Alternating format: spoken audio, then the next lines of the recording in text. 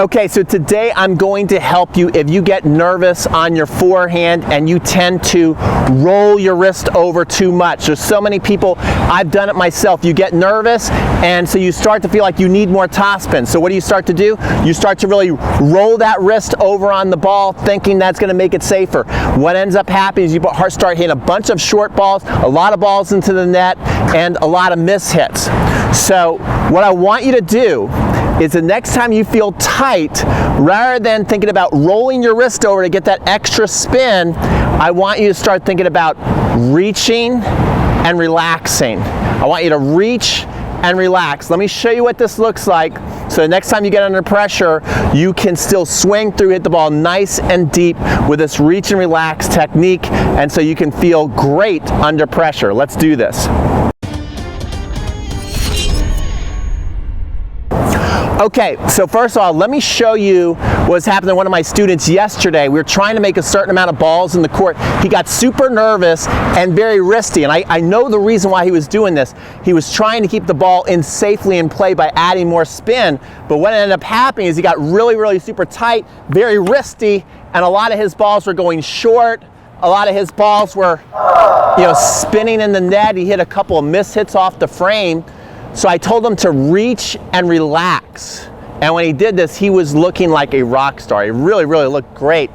And let me just give you a couple of tips before I show you the reach and relax technique that's going to help you, because what you might be thinking is like, yeah, I need to roll that wrist so that the ball doesn't fly on me, because when I try and relax in a match, the ball just flies on me. And so what I want you to think about is, rather than the traditional coaching of trying to hit the ball right in the middle of the strings, if you're always aiming right in the middle of the strings, what can happen is you go to hit, you're slightly open, and if you go to accelerate being slightly open, and when you're relaxed, you typically are accelerating nicely through the ball, that ball is going to travel up and it's going to fly on you. So if you're reaching and relaxing, and if your racket face opens at all, it's just going to sky into the fence. And this is probably a tip you have not heard a lot, is I want you to think about aiming for just below the equator of your strings. So if you got the middle of your strings, I want you to aim just below that and really focus on attacking the tennis ball with the edge of your racket. Okay, now if you get below the ball, that's going to get enough to where you're going to get the ball going over the net. Trust me, it will go over the net. And if you're aiming just below the equator, when you hit it, the racket's going to turn like this. Where if you hit it above the equator, watch, then the racket turns like that, and what happens? It flies. So if you're relaxed, you watch Federer hit a ball, a lot of times that racket is like ricocheting as he hits it. It's pretty cool. That shows you how relaxed he is.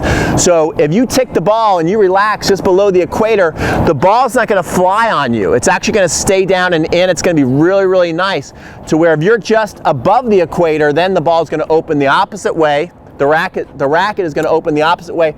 The ball is going to fly. So watch what I mean by this. We're going to reach and relax. We're going to do what I like to call a triangle finish. We're going to come out here and actually just hold out here. So by reaching, we literally want to reach out to the target and get the hands away from our body as much as possible with this reach and relax move. And when we do that, we're going to hit a nice, solid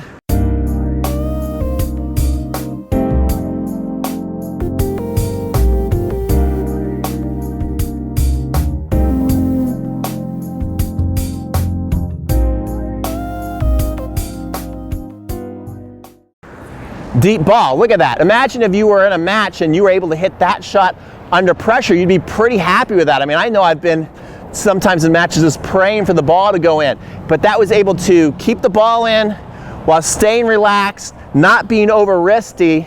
So make sure you try this reach and relax technique the next time you go out and play a match. Really think about relaxing, loosening up the tension, and reaching out nice and long. You can see those balls are going nice and deep, nice spin on the ball, and they're going in, all right? And if you want more help on your forehand, if you want a serious upgrade, like I went through last summer. I had a lesson with the great Rick Macy, who's responsible for 75 Grand Slam titles, as far as he taught the Williams sisters, Andy Roddick, Maria Sharapova, Jennifer Capriati, and this year's Australian Open champion Sophia Kenin.